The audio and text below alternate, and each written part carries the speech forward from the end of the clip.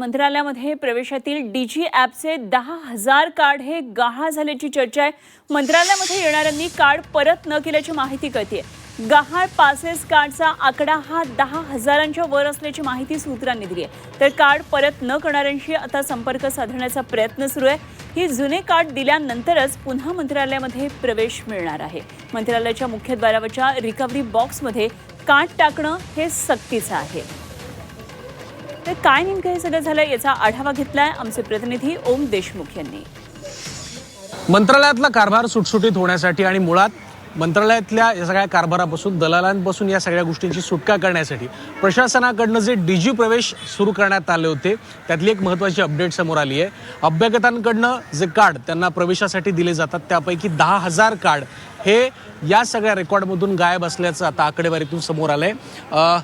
अभ्यागतांना मंत्रालयात एंट्री करताना कार्ड दिले जातात आणि त्या कार्डला तपासणी केल्यानंतरच संबंधित व्यक्तींना मंत्रालयाच्या आतमध्ये प्रवेश दिला जातो। परंतु जी अपडेट सध्या हाती आली त्यानुसार या सगळ्या प्रक्रियेतून 10,000 कार्ड गहाळ झाल्याचं समोर येतंय।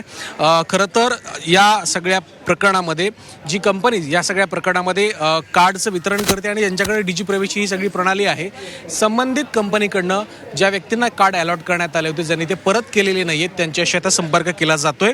यामध्ये 300 कार्ड हे पुन्हा खरं तर मंत्रालयाच्या प्रशासनाकडे जमा करण्यात आल्याचं देखील कळतंय।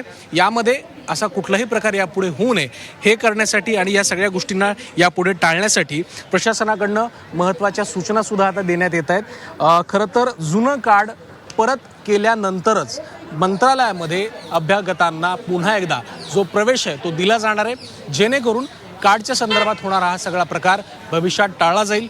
त्यासोबतच हे सगळे कार्ड्स पुन्हा एकदा मंत्रालयाच्या प्रशासनाकडे जमा करण्यासाठी मंत्रालयाचे जे मुख्यद्वार आहे त्या ठिकाणी डीजी प्रवेशचे जे बॉक्सेस आहेत ते या ठिकाणी ठेवले जातील आणि या बॉक्सेसमध्ये हे जे कार्ड्स आहेत ते जमा केले जातील, जेणेकरून असा कुठलाही प्रकार यापुढे भविष्यात घडणार नाही। खऱ्या अर्थानं मंत्रालयातला कारभार पारदर्शक करण्याच्या दृष्टीनं फडणवीस सरकारकडनं हा निर्णय घेण्यात आला, मात्र त्याला कुठेतरी कार्ड गहाळ झाल्यामुळे एक वेगळं रूप प्राप्त होताना पाहायला मिळते। त्यामुळे प्रशासन या सगळ्या घटना टाळण्यासाठी यापुढे आणखीन कुठल्या उपाययोजना करते पाहणं महत्त्वाचं असेल। व्हिडिओ जर्नलिस्ट धीरज चिपकर स्वामी ओम देशमुख, झी मीडिया, मुंबई।